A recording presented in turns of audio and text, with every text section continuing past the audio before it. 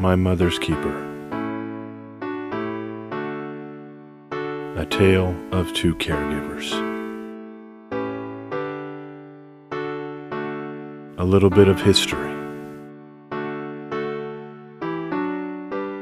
Well, I grew up in New Glasgow in a Christian home. My mom and dad were both Christians, and I'm the oldest in my family, and I have four brothers. My mother was always a gracious lady, and she was a caring, loving person. She was a great mentor to her children as well as to other people in the community. Well, I was born in March of 1952 in Wolfville, Nova Scotia, of two Dutch immigrants. I was the oldest of three children, and basically we spent the first 5 years in Wolfville, and then my dad was hired on to employ in Ottawa, and we were there about a year and realized Mom missed the salt air.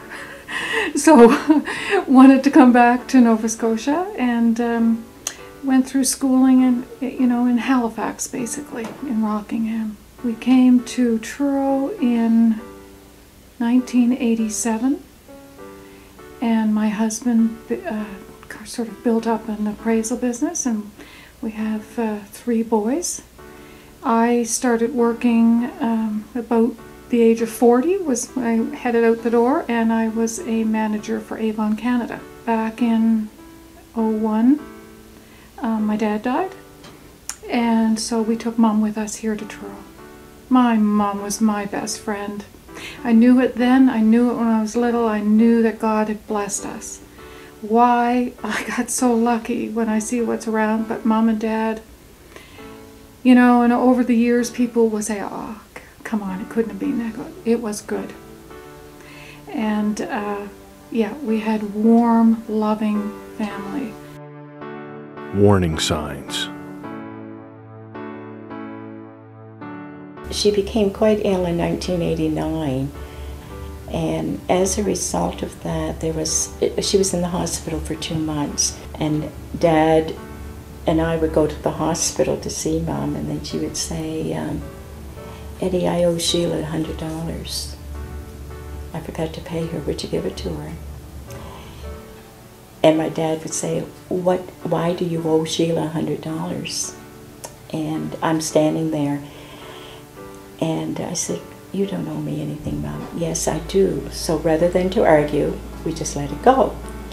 So when I got on the elevator, I told my dad, your Mom never owed me $100. So we took it that was the medication that was sort of mixing up with the mental state at that particular time. The other thing was my mother had been active in a lot of organizations,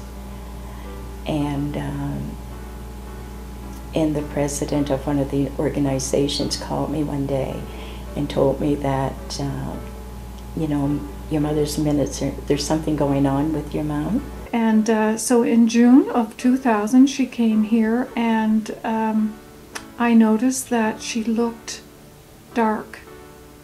Her eyes just seemed dark. My mom has always been a person who she would say to you, I have never been unhappy or a day in my life.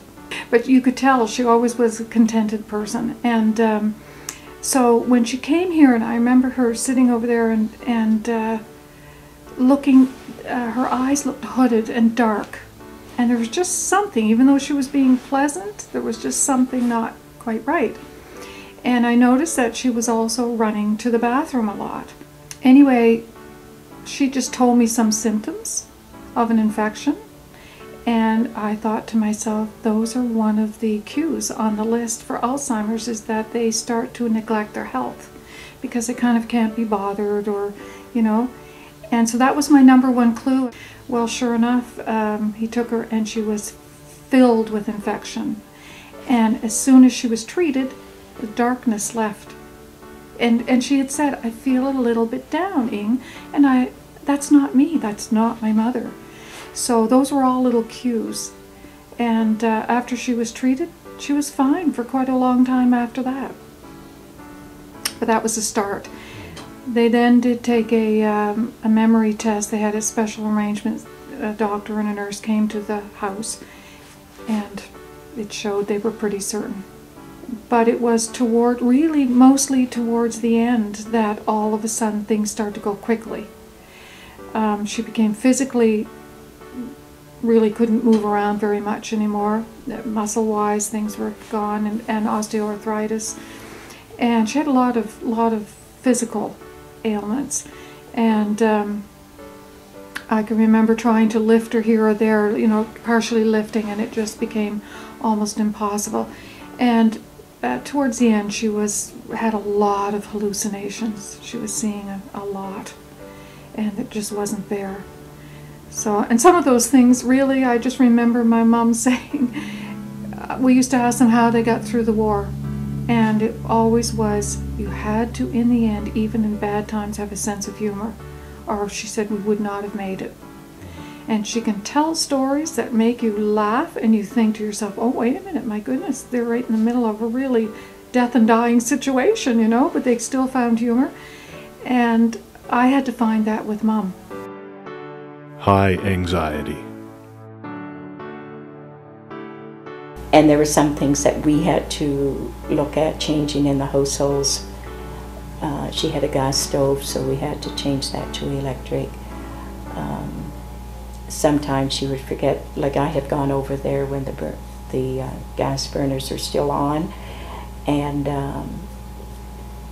if someone had come in with a cigarette, which I have one brother that did smoke, it would have been gone just like that, you know, because she would have left it on at noon hour, and this would be about 4 o'clock when I arrived, and so the house was full of it, but she had no sense of smell.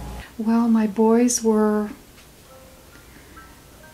they must have been 13, 14, 15.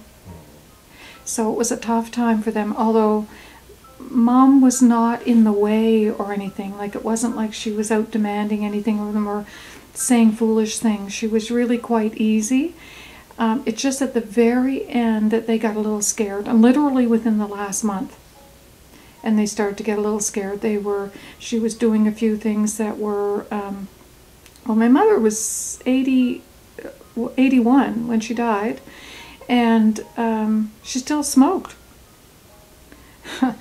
And we didn't have the heart to stop her, because this started during the war to curb the hunger that they felt in that last year in Holland. But in that last month, I had to ask her, because the medications we were giving her, a type of sedative that would, or tranquilizer sort of thing, to keep the hallucinations away.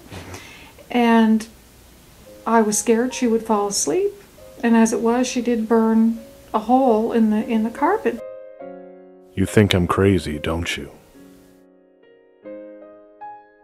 My mother, when we took her to the geriatric specialist, and she, you know, went through about a 3-hour interview and doing things with the specialist there, when my brother and I were leaving with her, she sort of mentioned, you think I'm crazy, don't you? And we said, no, Mom, that's not what we are thinking at all. You're not crazy. Becoming a caregiver.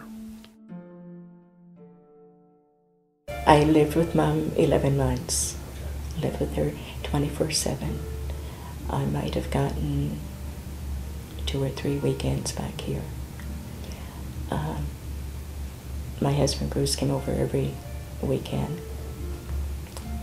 but he also had responsibilities here at the church on Sundays too. So, but he did come most weekends, and the grandchildren came from university and came to New Glasgow, because that's where their mother was, you know, and they could see the change in Nan as she was going, you know, getting older, progressing in that, and it was good that they were coming home, and but it was a lonely time.